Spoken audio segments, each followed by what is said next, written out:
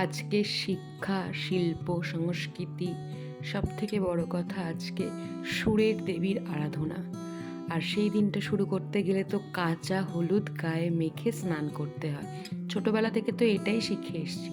তো ভালো করে একটু কাঁচা হলুদ গায়ে মেখে স্নান করে রেডি হয়ে নিয়েছি। দেখতেই পাচ্ছ তাড়াহুড়োর মধ্যে বেরিয়েছি, হাতে ঘড়ি পরার সময় পাইনি।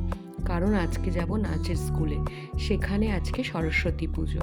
তো একটার সময় টাইম ছিল, যথারীতি একা হাতে রেডি হতে গিয়ে আমার দেরি হয়ে গেছে। তাই আমি ভাবলাম অঞ্জলিটা বোধহয় হয়েই গেছে, তাই তাড়াহুড়ো করে বরের সাথে ঝগড়া করতে করতে গেলাম। কোনো অনুষ্ঠানের দিন বরের সাথে আমার ঝগড়া হবে না, এটা তো হতেই পারে না। তো যাই হোক, যথারীতি গিয়ে দেখি বেকার ঝগড়া করলাম বেচারার সাথে। এখনও কিছুই রেডি হয়নি, সবাই তখন সবে হাতে হাতে কাজ করছে, ঠাকুর মশাই এসে তড়িঘড়ি করছে।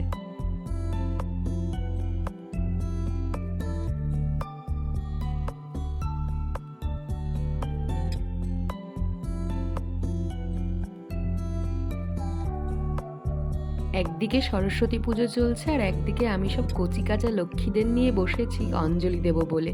সব পুচকেগুলো কি সুন্দর হলুদ লাল শাড়ি পরে মাথায় ফুল গুজে এসেছে। বেশ অনেকগুলো বছর হয়েছে স্কুল পেরিয়ে কলেজ পেরিয়ে চলে এসেছি। এখন আর আগের মতো সেই আনন্দটা হয় না, কিন্তু এবছর আমার নাচের স্কুলে পুজোতে গিয়ে বেশ আনন্দ হচ্ছিল। সেই পুরনো দিনের কথাগুলো মনে পড়ে যাচ্ছিল, আর এই ছোটো ছোটো বাচ্চাগুলোকে দেখে আরও বেশি আনন্দ হচ্ছিল। আর এখানে আরতি হয়ে গেছে, আরতির তাপ দিচ্ছে, এটা তো অবশ্যই নিতে হবে।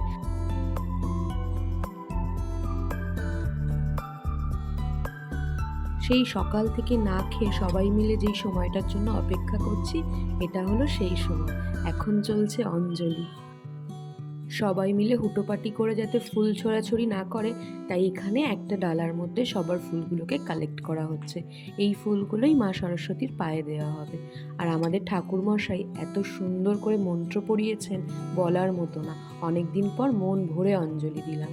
তারপরে দেখি দিদি এখানে খাওয়ার ব্যবস্থা করেছে, তো ওপরে গেলাম, গিয়ে দেখলাম গরম গরম বেগুনি ভাজা হচ্ছে আর সার্ভ করা হচ্ছে। আর আজকের মেনুতে কি কি আছে সেটা খেতে বসে দেখাবো। পুজো শেষ হয়ে গেল, অথচ আমার বরটার দেখা নেই। অনেকক্ষণ পর বাবু এলেন, তাও হাজারবার করে দিদি ডাকার পরে। সে তো লজ্জায় উপরেই উঠতে চাইছিল না।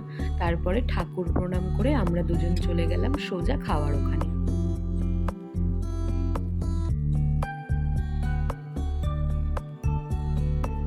আর আজকে সরস্বতী পুজোর দুপুরবেলায় লাঞ্চে ছিল গরম গরম বেগুনি, সাথে ফ্রাইড রাইস, আলুর দম, চাটনি, পাঁপড়, রসগোল্লা। জমিয়ে খাওয়া দাওয়া করেছি সবাই মিলে, আর খুব আনন্দ করেছি। মাঝে মাঝে যে আমার কি হয়, মিষ্টি খাওয়ার খুব ক্রেভিং হয়, তাই আজকে রসগোল্লাটা ভালো করে রস চিপে টপ করে মুখে পুরে নিলাম। সচরাচর কিন্তু আমি মিষ্টি খাই না। তারপরে দুজনে মিলে বেরিয়ে পড়েছিলাম একটা লং ড্রাইভে। চট করে কি আর বাড়ি চলে যেতে ইচ্ছা করে, এত সুন্দর করে যে সেজেছি, তাই একটু ঘুরে নিয়ে তারপর বাড়ি যাব। চলো আজকের ভিডিওটা এখানেই শেষ করছি। তোমাদের সাথে আবার দেখা হবে নেক্সট ভিডিওতে। টাটা, তোমরা সবাই ভালো থেকো।